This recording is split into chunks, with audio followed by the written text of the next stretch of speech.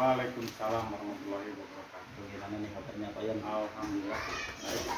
Nah, sesuai janji kita kemarin, Pak Yan akan melaksanakan pembelajaran yang akan langsung diobservasi oleh saya. Ya. Ini sebagai bahan untuk depan, bagaimana kira-kira Pak Yan tujuan dari pembelajaran yang akan saya sampaikan? Terima kasih Anda untuk pembelajaran yang akan saya sampaikan. Saya laksanakan pada siswa. Yang pertama, peserta didik mengetahui macam-macam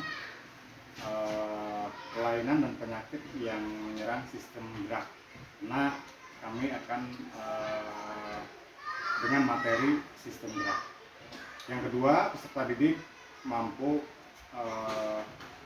mengaplikasikan pola hidup sehat dan bagaimana cara menghindari kelainan pada sistem gerak. Itu barangkali Untuk tujuan pembelajarannya Pak Yan, kira-kira nih untuk pengembangannya yang akan dicapai oleh Pak Yan ketika nanti di pembelajaran bagaimana Pak Yan?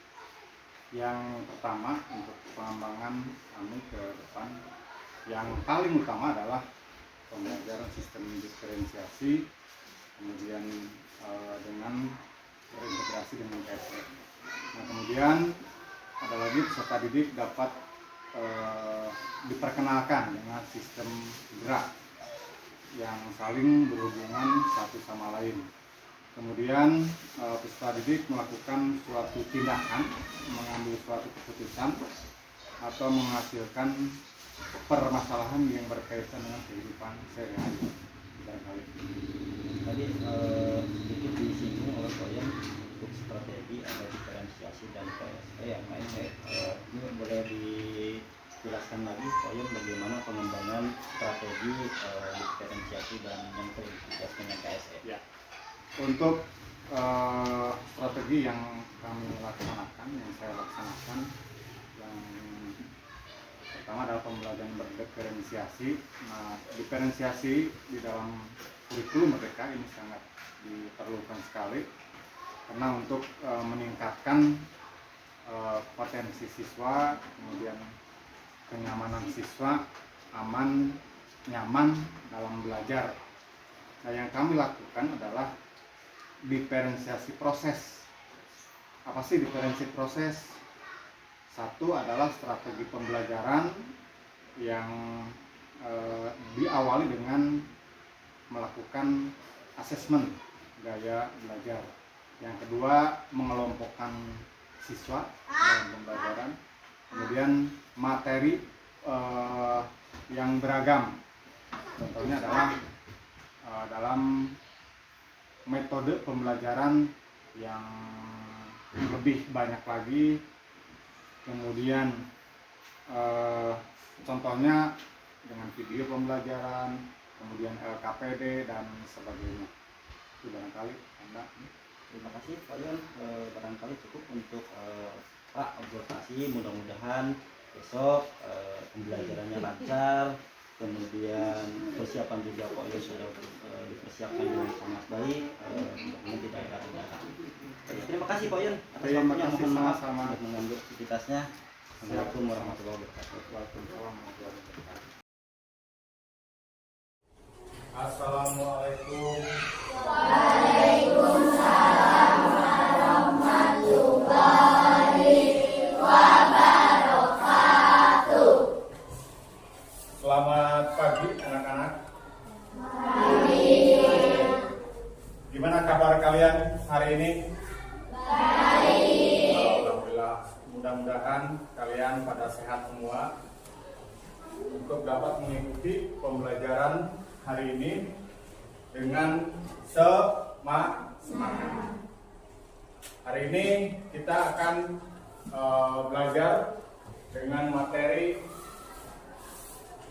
yaitu apa materinya? IPAS ya, IPAS itu topiknya topik C, yaitu penyakit Yang menyerang sistem gerak. ya. Hari ini kita awali pembelajaran hari ini dengan berdoa. Silakan untuk dipimpin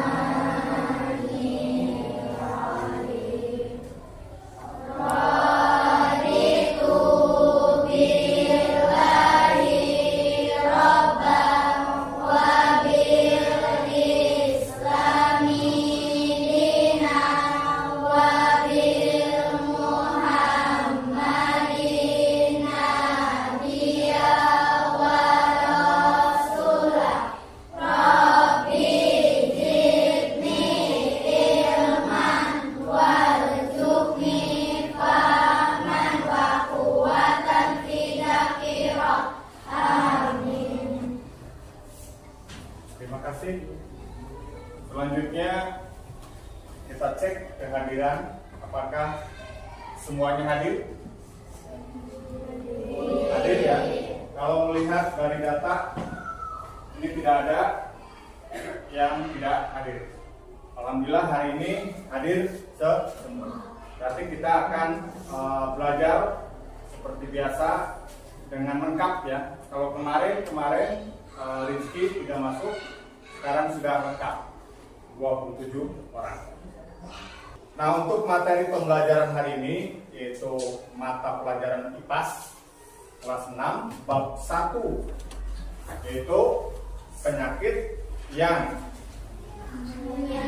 menyerang sistem gerak. Kita akan fokus terhadap tulang ya, tulang. Di pelajaran sebelumnya kita sudah bahas ada rangka, kemudian sendi dan otot. Kemudian di topik B yaitu saraf. Nah, yang selanjutnya di topik C adalah apa? Tulang ya. Penyebab dari macam-macam penyakit dari tulang. Kita buka bahan ajar yang sudah dibagikan. Silahkan dibuka. Penyakit yang menyerang sistem gerak, yaitu tulang. Supaya kalian mengetahui nanti kalau menderita penyakit sistem gerak, bisa kalian ketahui. Yang pertama adalah osteoporosis. Di bahan ajar bisa dilihat. Osteoporosis adalah penyakit yang menyebabkan kepadatan tulang menurun sehingga tulang ropos dan mudah patah. Penyakit ini disebabkan kurangnya kalsium pada tulang. Kalsium itu osteoporosis. Ini penyakit yang pertama untuk tulang. Yang kedua, kikosis adalah kondisi tulang belakang yang membuat bagian punggung sebelah atas membulat secara berlebihan. Akibatnya penderitanya terlihat bungkuk ke depan. Apakah di tempat kalian, baik di dusun 1, di dusun 4, ada orang tua atau yang muda ataupun masih anak-anak sudah bungkuk? Ada? Itu disebabkan oleh apa tadi? Disebabkan kelainan bawaan atau postur tubuh yang jelek saat masih anak-anak. Itu kikosis. Penyakit yang kedua. Penyakit yang ketiga adalah lordosis. Pernah tidak melihat orang yang kakinya seperti huruf O? Di dusun 4 ada. Dapat coba. Ada di belakang kita ya, di belakang sekolah kita. Penyakit lordosis, kelainan tulang punggung di mana bagian bawah melengkung secara berlebihan. Kondisi ini menyebabkan punggung bagian bawah terlihat lebih menonjol. Ini dapat disebabkan karena obesitas ya, karena gemuk ya, kelebihan berat badan di bagian perut. Orangnya gemuk ya, orangnya gemuk. Kelainan bawaan, kecelakaan atau kelainan sistem saraf. Ini lordosis. Kemudian penyakit yang keempat adalah skoliosis. Adalah kelainan tulang punggung yang membengkok ke kanan atau ke kiri. Jom, ada yang ditanyakan?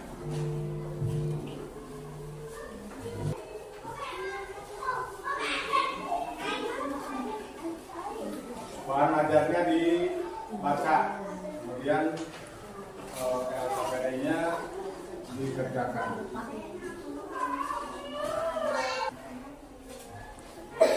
Kalau kalian mengamati tadi tayangan video,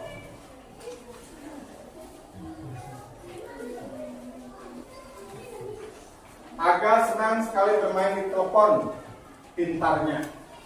Telepon pintar atau HP ya. Ia bisa bermain dalam waktu lama dengan posisi tubuh seperti pada gambar berikut ya. Itu tubuhnya, punggungnya membengkok ya, karena terlalu senang dengan kegiatan telepon pintarnya. Sudah menjadi kebiasaan, punggungnya bungkuk. A. Bagian tulang mana yang akan terkena dampak? Ini ya. Kemudian seperti apa kemungkinan dampaknya? Bengkok atau apa ya? Kemudian apa yang perlu agak perbaiki dari sikapnya? Apakah perlu ketika duduk harus tegak? Kemudian ketika berjalan harus tegak atau bagaimana? Kalian amati gambarnya, apa yang akan terjadi ketika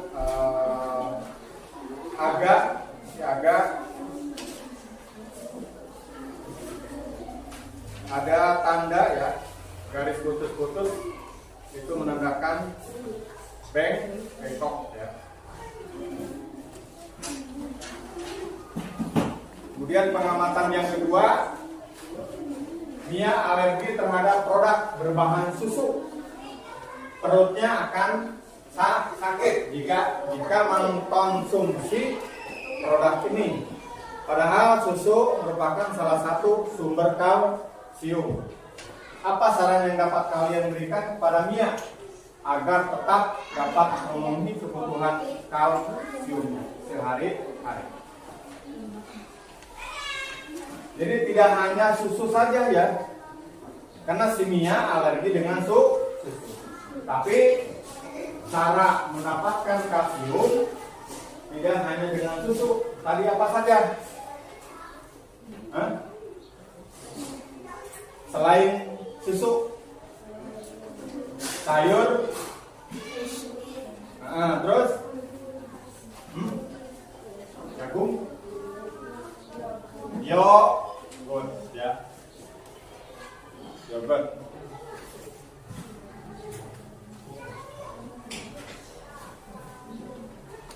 Ya. Dampaknya apa? Ini.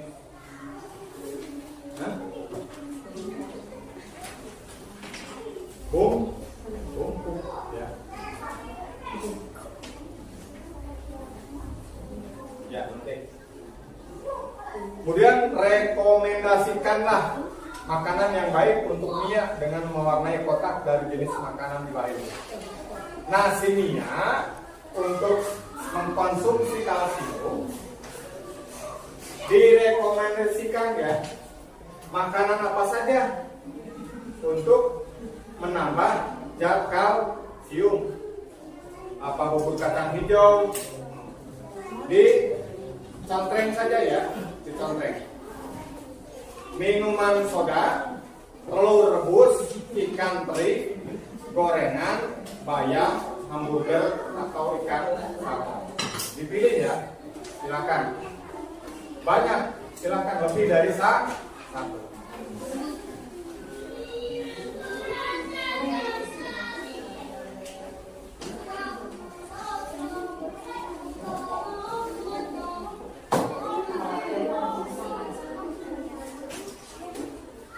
Kalau yang terakhir tinggal dipasangkan kelainan pada tulang belakang.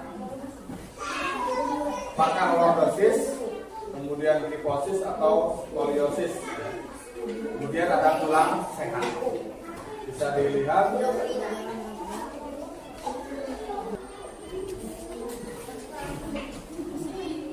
Jun, maju ke depan. Dibacakan hasilnya ya. Dimulai dari agak dibaca dulu, kemudian ke bawahnya. Dengarkan yang lain. Ini hasil teman kalian dari kelompok 1.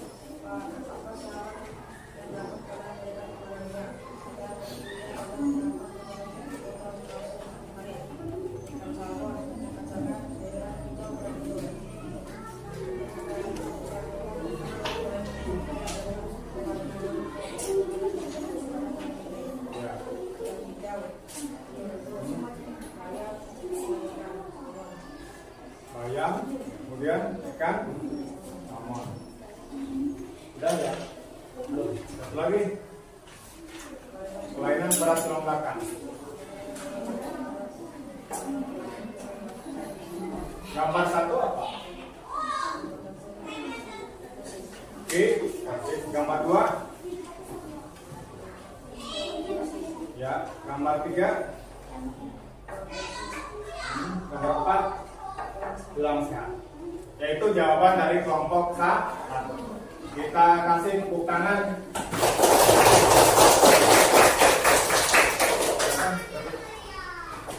Dan itulah pengamatan yang kalian sudah kerjakan di KPD.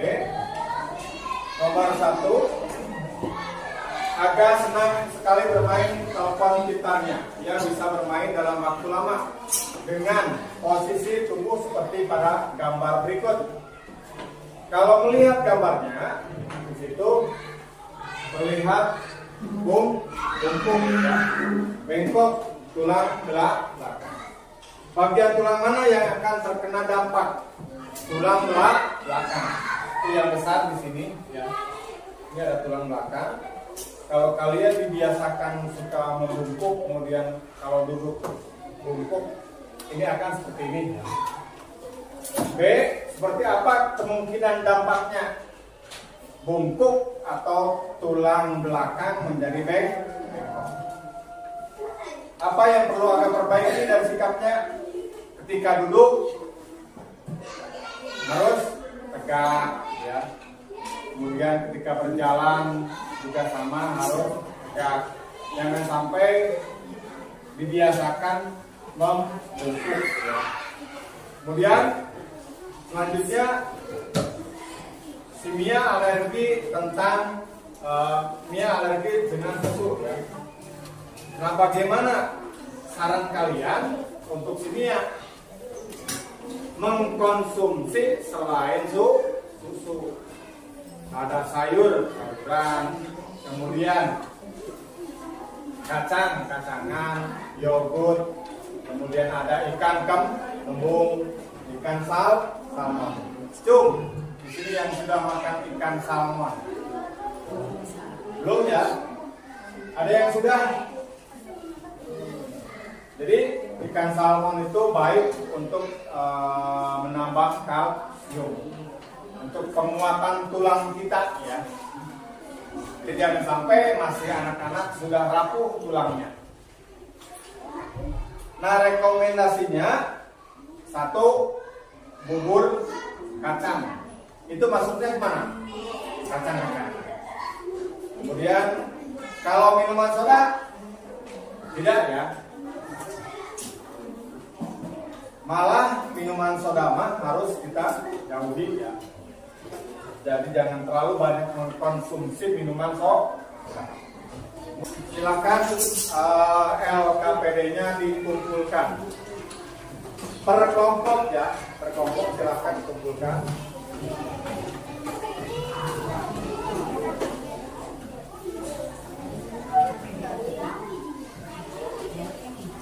Dikumpulkan LKPD-nya saja, ya. LKPD-nya.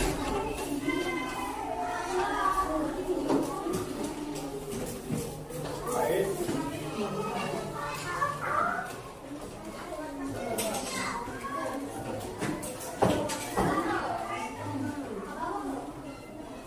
Kita masuk ke evaluasi pembelajaran hari ini.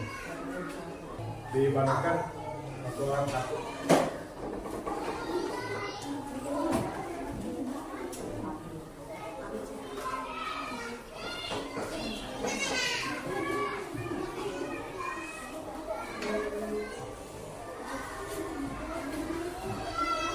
Dikerjakan, waktunya hanya 5 menit, ya. 5 menit.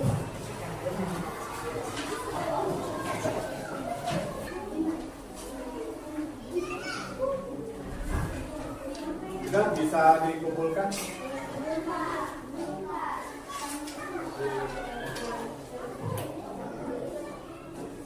Ya. Kalau yang sudah boleh dikumpulkan. Ini hanya 4 soal. Ya.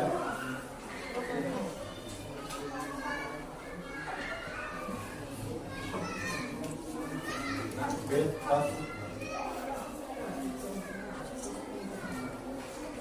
Nah, untuk evaluasi, alhamdulillah sudah semua. Untuk pembelajaran hari ini, IPAS sudah selesai. Terima kasih untuk pelajaran hari ini selesai. Kita lanjutkan untuk pelajaran yang lain. Dengan mengucapkan alhamdulillah, pelajaran hari ini kita tutup. Assalamualaikum warahmatullahi wabarakatuh. Waalaikumsalam warahmatullahi wabarakatuh. Assalamualaikum warahmatullahi wabarakatuh. Waalaikumsalam. Baiklah, terima kasih kepada Pak Sumanto selaku calon penggerak di angkatan 11 dan Bapak Oyun selaku rekan sejawat. Pada kesempatan ini saya sudah bertemu bertiga di sini, yaitu dalam rangka pendampingan individu. Yang mana dalam pendampingan individu ini saya ingin mendengar langsung ya percakapan antara Pak Suhanda selaku CGP dan juga dengan rekan sejawat. Karena kemarin kan CGP sudah melakukan observasi ya Pak terhadap teman sejawat di kelas berapa Pak? 6. Di kelas 6.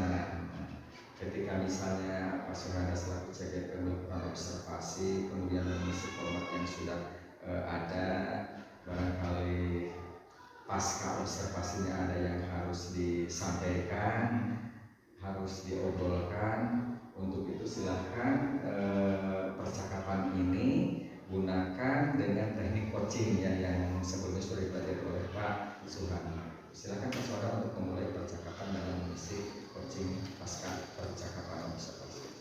Terima kasih Pak Gubernur.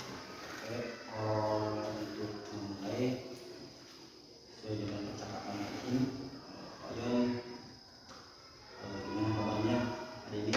Alhamdulillah baik Pak. Sesuai janji kita kemarin juga sudah Pak Yon sudah melakukan pembelajaran yang langsung diobservasi ke saya. Kira-kira bagaimana perasaan Pak Yon kemarin saat pembelajaran? Terima kasih Bunda. Alhamdulillah barangkali ketika saya diobservasi oleh Pak Anda, ada banyak hal yang kami rasakan terkait dengan pembelajaran, terutama di kelas 6 yang sudah baik mungkin akan ditingkatkan, yang kurang baiknya mungkin akan diperbaiki. Nah, yang sudah saya perbuat atau lakukan di kelas pembelajaran terutama adalah pembelajaran berdiferensiasi, kemudian berintegrasi dengan PSE. Nah, pembelajaran berdiferensiasi ini sangat penting di guru mereka belajar. Yang saya rasakan di pembelajaran berdiferensiasi membuat siswa atau anak-anak merasa nyaman dan berantusias dalam pembelajaran. Itu barangkali benar. Kira-kira yang sudah dikembangkan tadi Pak yang menyampaikan untuk terintegritas dengan PSE, kira-kira apa yang kemarin Pak yang sudah praktekkan di integritas PSE-nya seperti apa? Ya. Untuk kompetensi sosial emosional yang saya lakukan ketika itu adalah menggunakan teknik stop dengan adanya mindfulness, barangkali bisa dilihat di videonya. Alhamdulillah siswa merasa senang, kemudian kesadaran dirinya untuk melakukan doa, kemudian mempersiapkan sarana prasarana pembelajaran. Kemudian ketika di akhir pembelajaran adanya refleksi melalui dengan yang saya terapkan di observasi tersebut adalah dengan gambar-gambar emoticon, apakah dia senang atau dia merasa tidak senang dalam pembelajaran tersebut. Sudah diterapkan ya? Sudah, ya. Dengan PSE. Ya. Memang kemarin juga dalam observasi saya juga memang melihat langsung saya masukkan kegiatan itu. Nah, untuk kedepannya nih Pak Yon, ketika Pak Yon juga memahami bagaimana pembelajaran diferensiasi dan juga untuk itu KSE, ini kira-kira kedepannya tindak lanjut seperti apa Pak Yon? Nah, untuk kedepannya tindak lanjut yang saya akan lakukan, terutama barangkali guru-guru di SD 1 juga belum memahami betul apa sih pembelajaran diferensiasi, kemudian yang apalagi yang terintegrasi dengan KSE.